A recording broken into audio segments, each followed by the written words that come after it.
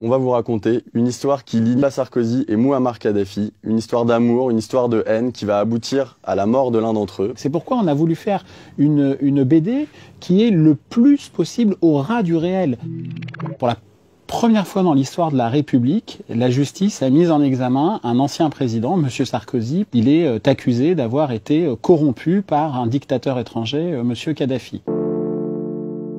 Dans un pacte de corruption, il faut qu'il y ait des intérêts convergents. Pour M. Sarkozy, d'après l'enquête judiciaire, c'est de pouvoir notamment financer sa campagne électorale victorieuse de 2007. Et au même moment, Mouammar Kadhafi, lui, souhaite revenir dans le concert des nations. Parce que M. Kadhafi était à la tête d'un État considéré comme terroriste. Et en fait, ces deux intérêts vont converger et on va assister à un rapprochement, à une lune de miel même. Pour la première fois, la France a été la seule démocratie occidentale à accueillir Mouammar Kadhafi comme nous l'avons fait en décembre 2007. Le tapis rouge, la tente bédouine de M. Kadhafi plantée dans les jardins de la République, les chasses privées, le château de Versailles privatisé pour le dictateur. La première étape de cette lune de miel, ça va être des valises de billets qui vont circuler de la Libye jusqu'à la France. C'est très pratique parce que ça permet de perdre la trace de l'argent. Les espèces ne laissent pas de traces, contrairement à des virements bancaires. Et donc, pour vous donner un exemple, on a le cas de Claude Guéant, qui à l'époque est directeur de campagne de Nicolas Sarkozy. Claude Guéant va, entre 2003 et 2013, selon les enquêteurs,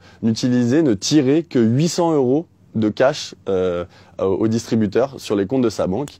Et ces mêmes enquêteurs suspectent Claude Guéant d'avoir, pendant la même période, utilisé au minimum 200 000 € de cash.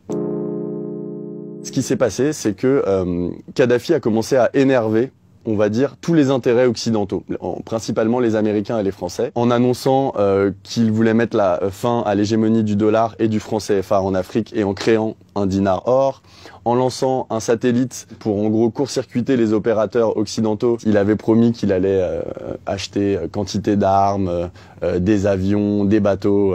Il ne tient pas ses promesses. 3 ans et demi plus tard, les printemps arabes saisissent Benghazi, qui est une ville en Libye où il y a beaucoup de dissidents et de rebelles à la dictature et commence à mener une révolution. Et donc Nicolas Sarkozy va envoyer devant le Conseil de sécurité de l'ONU son ministre des Affaires étrangères, Alain Juppé, qui va décrocher au nom de la France le principe d'une guerre qui va s'avérer au fil du temps une guerre totale qui a abouti notamment à l'élimination de Mouammar Kadhafi.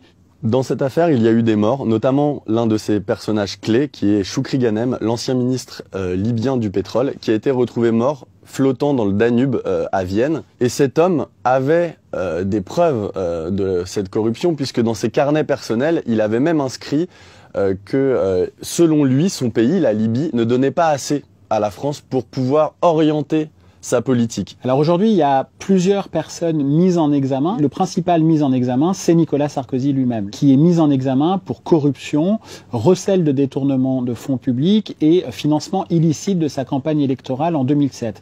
Il y a aussi son ancien ministre de l'Intérieur, Claude Guéant, qui a écopé d'à peu près 7 chefs d'inculpation, dont la corruption. Mais il y a aussi Éric Woerth, ancien ministre, mais qui fut surtout le trésorier de la campagne de 2007 et qui se trouve être l'actuel président de la commission des finances de l'Assemblée nationale, qui est un poste très puissant et très important dans la République française. Alors, quand on est mis en examen, ça veut dire que les juges estiment avoir recueilli un faisceau d'indices graves et concordants selon lesquels telle personne a commis potentiellement tel délit. Ça veut aussi dire qu'on est présumé innocent parce qu'on est pénalement coupable qu'à partir du moment où un tribunal a décidé de vous condamner.